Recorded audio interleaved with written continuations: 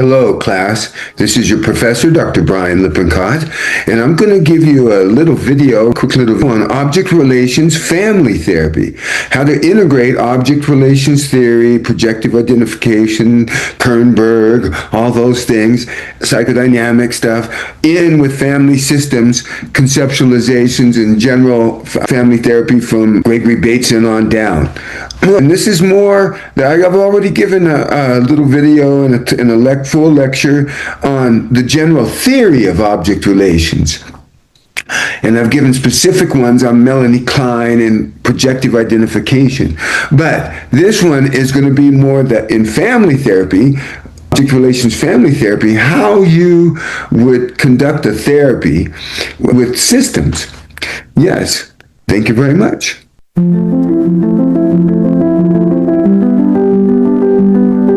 Welcome to the doctoral seminar on object relations family therapy.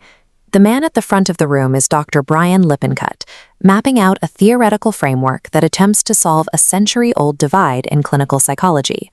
For decades, classical depth psychology operated strictly as a one-person system.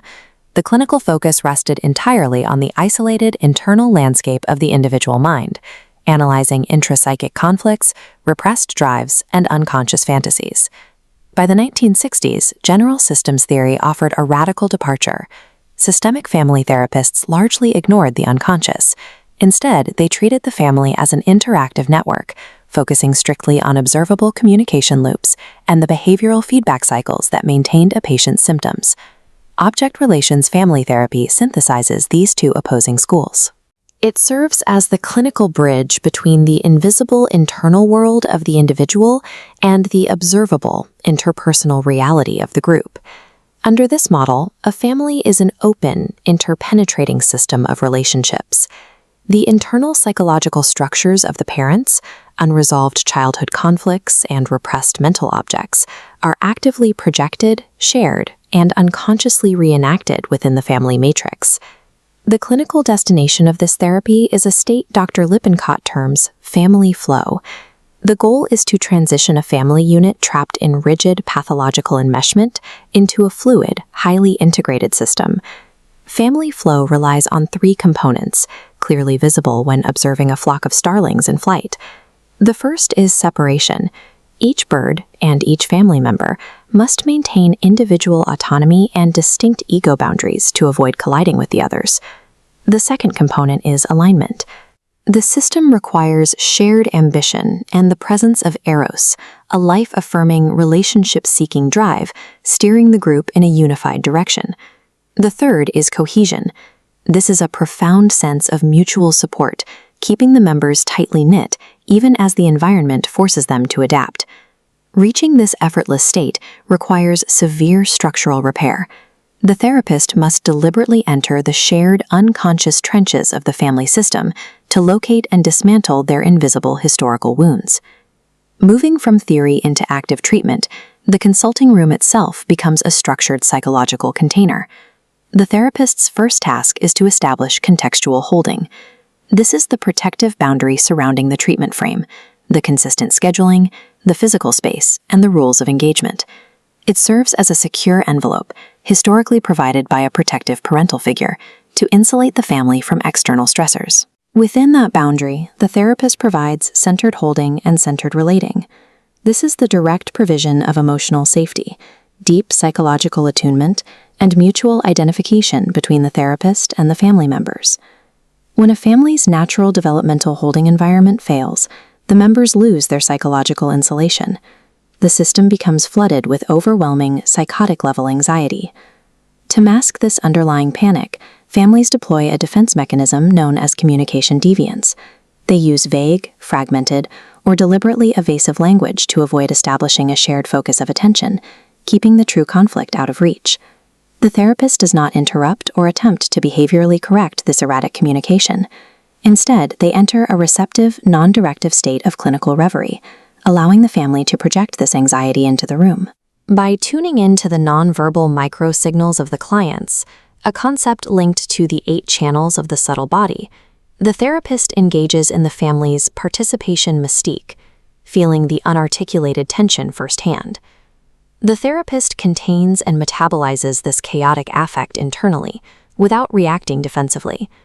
This action provides the exact holding environment the family currently lacks, stabilizing their collective anxiety so they can begin to map their own cognitive and behavioral patterns. Because the family's verbal communication is compromised by anxiety, the true narrative plays out physically. The therapist rigorously monitors the room for microsignals. This is somatic choreography. A hidden psychological trigger instantly surfaces as a specific physical action.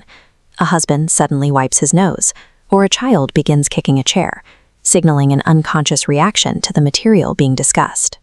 These physical manifestations often trigger fusion panic, a sudden, intense fear of either losing one's identity to the group or being entirely abandoned by it. To manage this terror, family members rely on projective identification. This is the primary transpersonal defense mechanism, the systemic glue that forces one person's internal psychological conflict into the mind of another.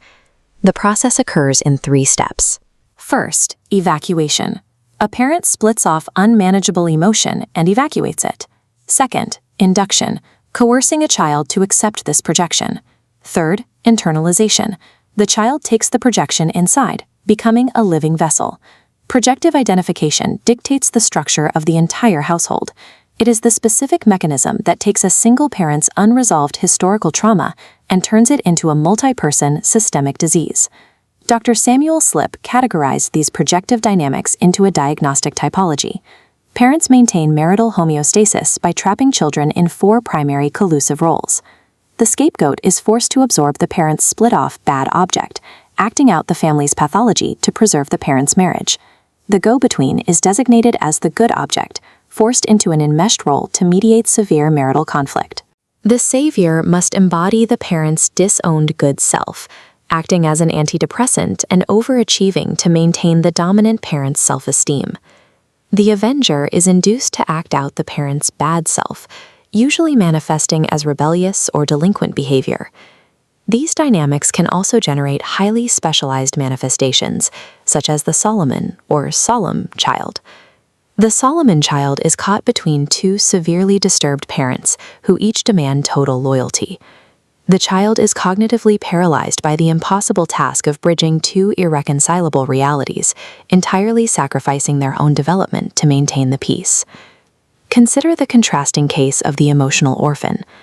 In one clinical example, a highly successful young executive was forced into therapy after his wife threatened divorce over his extreme emotional distance.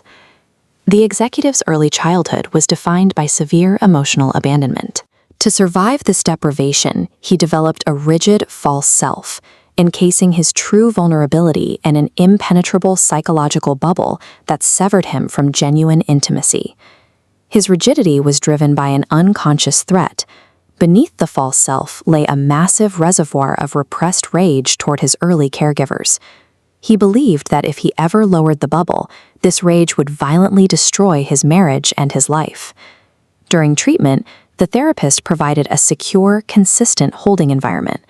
This external safety allowed the executive to slowly de-escalate his defenses, lower the bubble, and safely integrate that repressed anger without destroying his current relationships.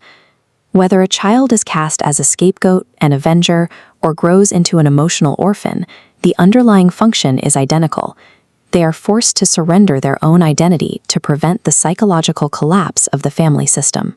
Resolving these entrenched typologies requires a structured clinical roadmap. Object relations family therapy maps progress by moving the family through 3 distinct phases of reorganization. Phase 1 operates at the systemic level. The primary objective is to de-escalate immediate anxiety, establish the therapeutic frame, and break up the family's rigid behavioral blame cycles. Phase 2 targets the interpersonal level. The therapist works to dismantle projective identification. Family members must recognize and re-own the disavowed parts of their own psyches that they have been forcing onto their spouses and children. Phase 3 reaches the intrapsychic level. The family transitions out of a paranoid schizoid state of splitting and blame and enters the depressive position, a state that allows for tolerance of ambivalence, genuine mourning, and mutual forgiveness. The clinical case of Saul and Dora illustrates this progression. Their marriage was trapped in a cycle of complementary projective identification, each constantly triggering the other's historical traumas. The turning point arrived when the therapist successfully decoded their defensive communication. By interpreting their unconscious derivatives without taking sides, the therapist proved the clinical space was safe enough to hold their deepest anxieties. As Saul and Dora finally withdrew their projections and took responsibility for their own internal conflicts, the oppressive, cohesive tension holding their relationship hostage dissolved. This demonstrates the necessity of a holistic treatment plan. True clinical resolution requires addressing the systemic, interpersonal, and intrapsychic layers of a family simultaneously. Clearing the debris of projective identification serves a singular purpose. It restores the family's natural capacity to provide contextual and centered holding for its own members. With that secure holding environment reestablished, the pathology recedes. The family naturally reorganizes into the state of family flow, finally operating as separate, aligned, and cohesive individuals, navigating their environment together.